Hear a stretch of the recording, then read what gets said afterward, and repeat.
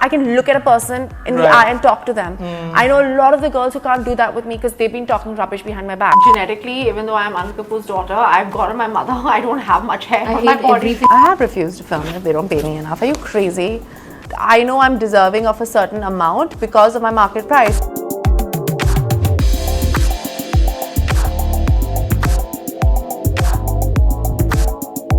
I think I've been a little bit of a misfit in this industry.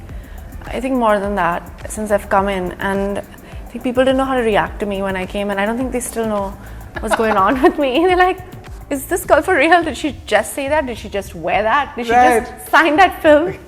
I think in a way, because I've always supposedly done the wrong thing since I've come in, I keep on surprising myself and everybody. I think in a way, yeah, I did relate to that. I related to the fact that I, speak differently, dress differently, behave differently. I'm usually only buddies with my co-stars. And you get into a lot of trouble for what you say, right? Yeah, in this film as well.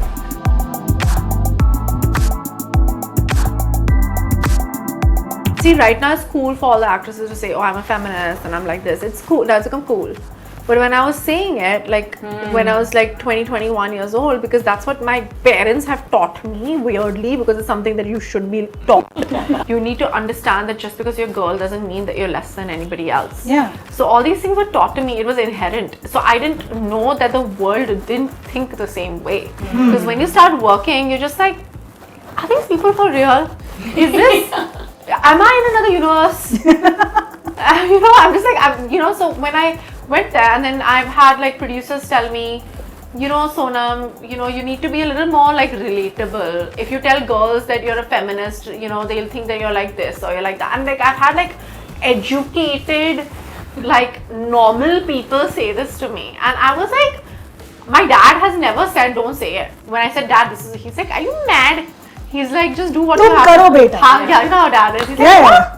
That's awesome. Look good and do whatever you have to do. I was like,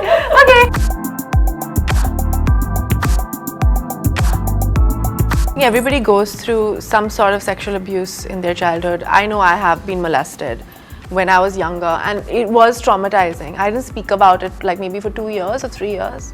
I remember the incident so clearly. I was going to watch a film with Raveena Tandon and Akshay Kumar, and I went with my friends to Gaiety Galaxy Theatre, and we were just 13, 14-year-olds. We were sitting in the in stalls. At that time we had stalls, that.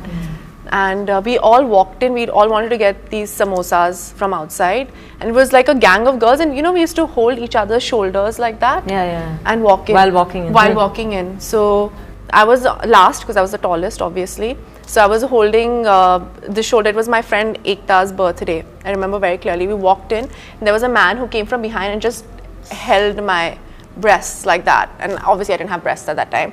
But I started shaking and shivering, and I didn't know what was going on. And I started crying right there. And I didn't speak about it. I just sat there and I just finished watching the film because I felt like I'd done something wrong for the longest time. So, but that's not something that I know so many of my friends who have gone through something like that over and over again. So it's so important to do films like that. So, there's at least the issue comes into a forefront. You can talk about it in some way or the other, in some way or the other. And there are several incidents in life where you've been inappropriately touched and you don't think of it. You don't even think of it because, you don't know how to react. You're in shock. I mean, we just say hello to each other. I'm very friendly with everybody else, but we just say hello to each other. And it's not, I've never been critical of her. I never criticize her. I don't have anything against her. I honestly don't. It's just certain things that have been discussed at that time, because every time there's something that she's always in the center of things.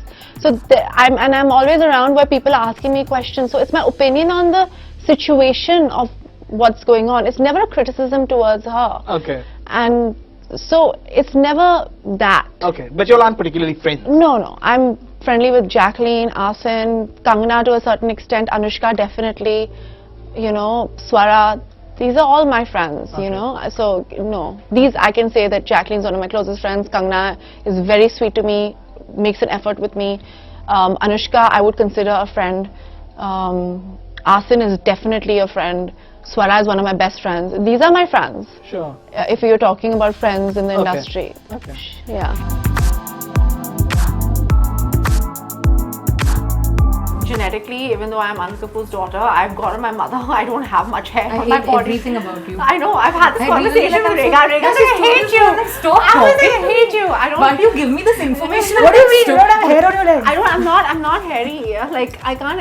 I'm sorry, guys. We hate you. So that way, I'm Sunita Kapoor's daughter. I don't have hair on my arms and my So legs. for And everyone who ever tweets at Sonam talking about the fact that she's Anil Kapoor's daughter and the hairy jokes, now you know. Yeah. Now you know. yeah.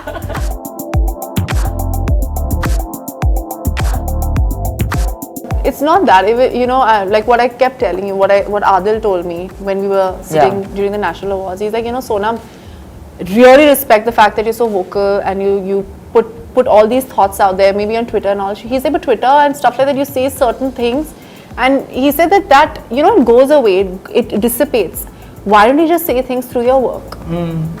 And I think, and through your actions. And he said that maybe that will be make more of a impact. And I think with a film like Veere the Wedding, I mean, it's far-reaching.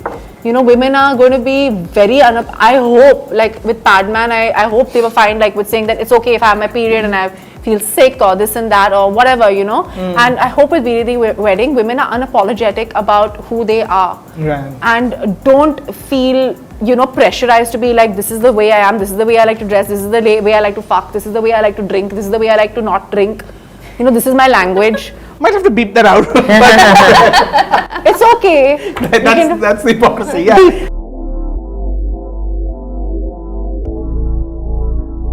I can look at a person in the eye and talk to them. I know a lot of the girls who can't do that with me because they've been talking rubbish behind my back. I rather say that. Sure. They always know how I feel. I know how they feel, but they Right. never express it. They'll be like, oh my God, you're so beautiful. And they are like completely not saying any of those things behind my back. So I know that I have real friends Right. as opposed to people who are not.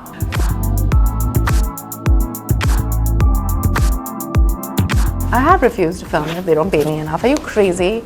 I know I'm deserving of a certain amount because of my market price. Now, for example, whatever is your opening, for example, my solo film openings are always between 3.5-4 crores, and that should usually be your It's remuneration. yeah right. remuneration. Whatever is the opening of your solo film, that's how it usually works because that's the audience that you're pulling in. Right. Yeah. Right. Fair enough.